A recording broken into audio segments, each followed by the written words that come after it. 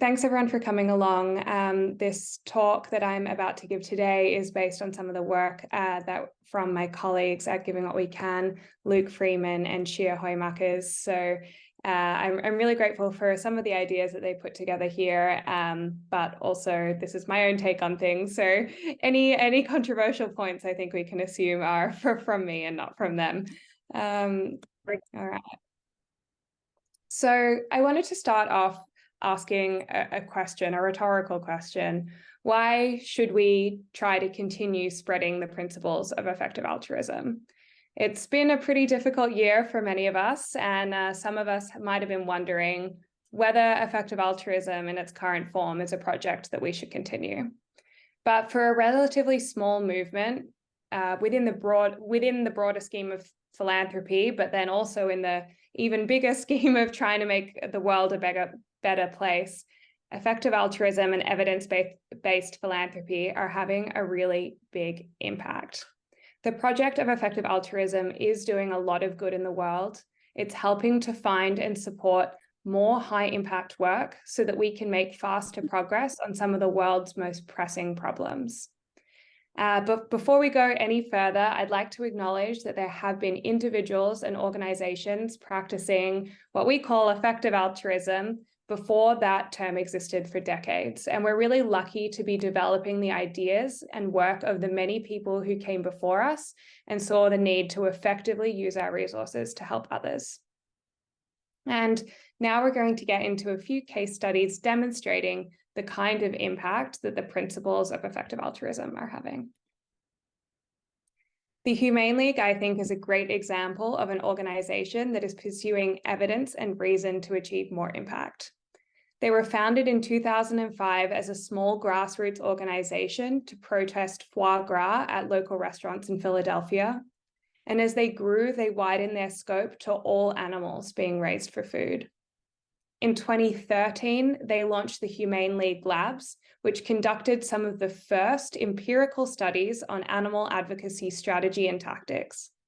The Humane League is constantly striving towards effectiveness in its pursuits of a world without suffering for animals.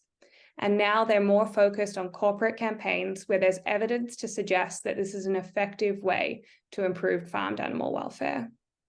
Their decision to keep refocusing on effectiveness has driven the Humane League to become one of the leading organizations improving animal welfare around the globe. From local foie gras to global cage-free commitments through their Open Wing Alliance. The next example is the lead exposure elimination project, and it's an often talked about example in the effective altruism community, but I think it represents some of the clearest value that effective altruism has to offer. The team at Charity Entrepreneurship identified lead exposure in children as a massive global health problem. Globally, an estimated 1 in 3 children has dangerous levels of lead in their bloodstream. And there's a simple solution to removing a lot of lead from the environment: regulating and removing lead from paints across the world. We know that about half of the countries in the world currently don't have any regulation around the levels of lead in their paint. And there are cost-effective alternatives to having lead in paint, and implementing policy changes could have an enormous impact globally. And we know that this has worked in many countries around the world. This charity is tackling a problem that affects millions of children every year, has a pathway to improvement that is tractable, and the intervention itself is quite neglected. Its potential impact is enormous. And that's why LEAP is one of my favorite examples. I think it really shows what we can do if we apply the principles of effective altruism from the ground up, and why it's so valuable for us to continue doing this work.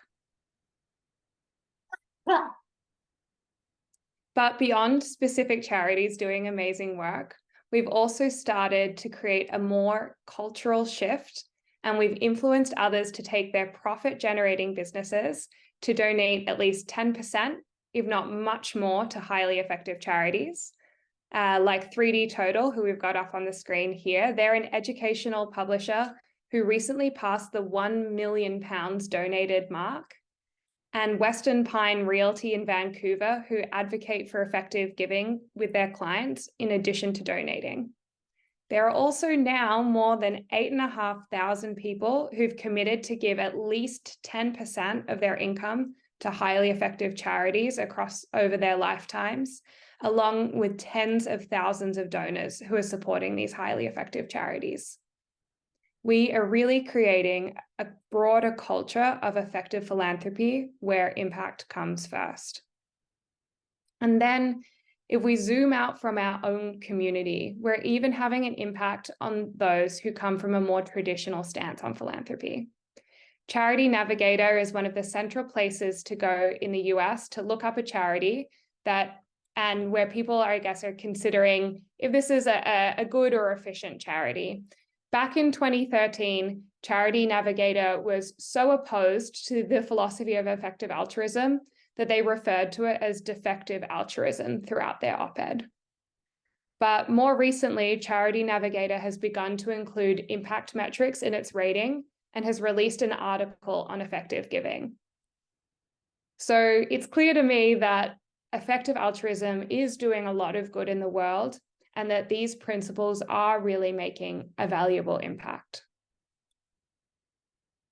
So we've covered a few of these case studies behind the principle of how the principles of effective altruism are creating a lot of good in the world.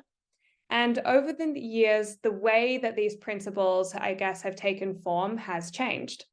Early in effective altruism, people were donating to highly leveraged funding opportunities, where Giving What We Can was a network of people who were trying to find the most cost-effective charities to donate to help and improve and save the lives of people around the world who needed it the most. And research was taking place at GiveWell and Giving What We Can to find these opportunities. Then we were identifying, and we still are, high-impact careers. There was the idea for 80,000 Hours, an organization that could help people find the most impactful ways to use their time in addition to their money. And the thinking around 80,000 hours and getting people to move into roles with more impact has been incredibly influential, well beyond our effective altruism community. And then we started more of our own high impact charities and even created an incubator to help them exist. People inspired by the principles of effective altruism went on to create their own charities like Charity Science Health. And then those people went on to create charity entrepreneurship, which was recently called Hogwarts for Do-Gooders by author Rucker Bregman, and has gone on to produce incredible charities like the Lead Exposure Elimination Project, which we just discussed. All of this progression has allowed the impact of the principles of effective altruism to reach millions more people and animals across many causes. From supporting a small number of health interventions to supporting a diverse community dedicated to looking for opportunities to do good in a variety of ways, the effective altruism community has really come so far. But more recently, we started to neglect the broad-based funding of these projects that we deemed so important. We shifted a lot of our messaging towards careers. And while using your career can have a significant impact, not everyone is interested nor in a good position to switch their career. And some people who are engaging through giving decided to engage through careers instead, which is great, but it did end up making the pool of donors maybe smaller than it might have otherwise been. We started to rely too heavily on a small number of funders, which left projects vulnerable to being shut down if a single funder stopped funding their work. We started to alienate people who were looking to make a modest contribution. We heard from some people that they felt like they didn't belong if they weren't all in, and then they decided to not participate in the movement or to leave. And some people talked about a funding overhang, or that we were no longer funding constrained, which implied that funding couldn't be effectively absorbed. But here's why I particularly struggled with that narrative that there was a funding overhang. While more than 250,000 children die each year from malaria, a disease that is relatively cheap and easy to prevent and treat, while 60 billion animals are raised each year only to be killed for food, while only a fraction of what would help us better prevent and prepare for the next pandemic is being covered, while hundreds of millions of people like Eunice live in extreme poverty, there cannot be a funding overhang. Billions of dollars could be effectively absorbed to make significant progress on these problems. And it is abundantly clear to me that effective projects need more funding. This year, we are seeing some projects struggling for funding and facing a tenuous future. And there are still large funding gaps for many high-impact projects, including GiveWell's top charities, effective altruism meta work, including the Center for Effective Altruism and Giving What We Can, and even some orgs working on AI alignment, which was the center of this previous funding overhang narrative. This takes time away from people who could be working on these problems, who now have to focus on funding, so less time is being spent on the core proposition. And most importantly, this means that highly leveraged work won't get done because there's simply not enough funding to go around. So we're seeing projects that are being shut down, are being discontinued, or are having to rethink scope. The reality is that high impact projects, whether they're nonprofit or government, cannot function without funding. And I think it's worth noting here that it has been a particularly hard period across the philanthropy sector, with the cost of living increasing significantly and economic hard times also reducing donation budgets. But there's also been a larger trend in philanthropy in many countries where we're seeing it decline over the recent years. But I think that this makes it only more important for us to remedy the situation, to find ways to increase funding so that we can reduce suffering. And I see there is a clear path forward. I strongly believe that we have the capacity to change this trajectory and to start getting more projects funded and to fill these funding gaps. We can start by making individual choices to give more ourselves. We can advocate for giving within our networks, and we can work towards a global shift around effectiveness in giving. And over the next few slides, I'm going to cover some practical actions that you can take to help get more projects funded.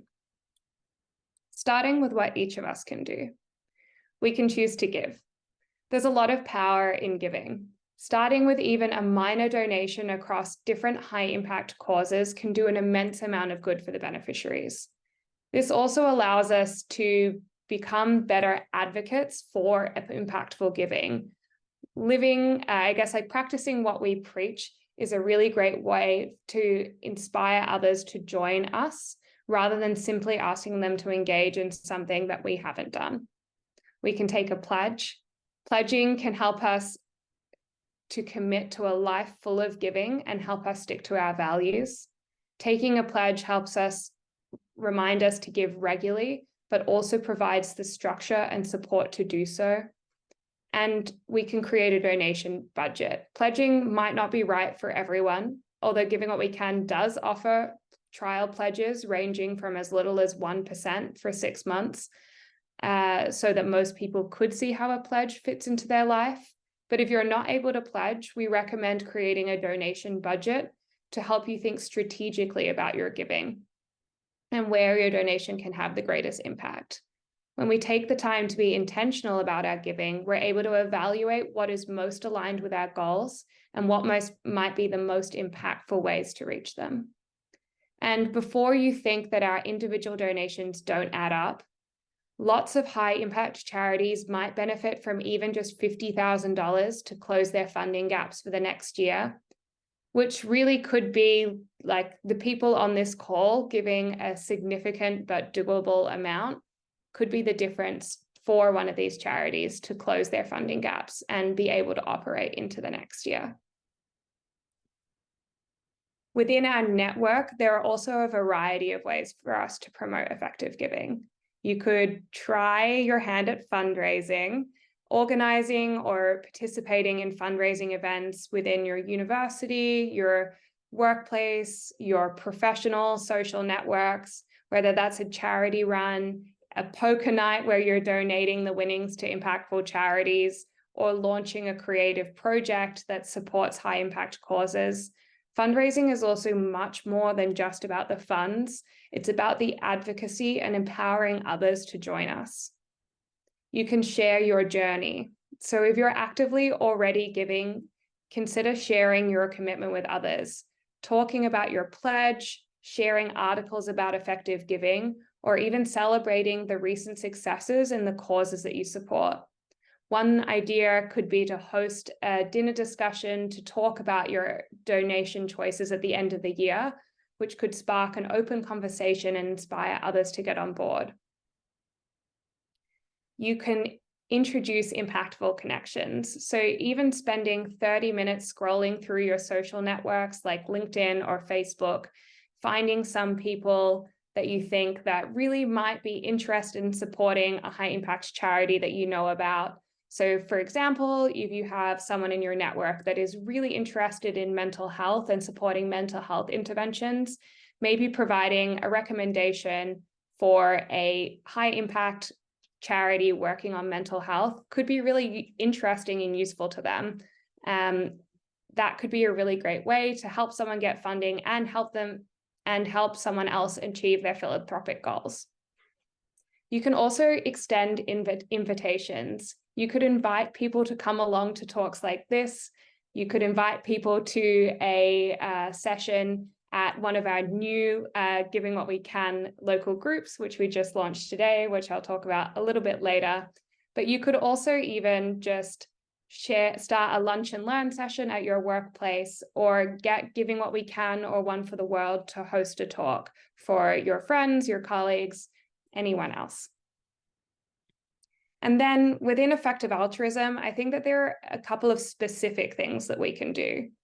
One is to challenge any claims about a funding overhang and to look to the funding gaps that are currently faced by organizations across many major cause areas like global well-being, animal welfare and pandemic prevention, even AI safety these days.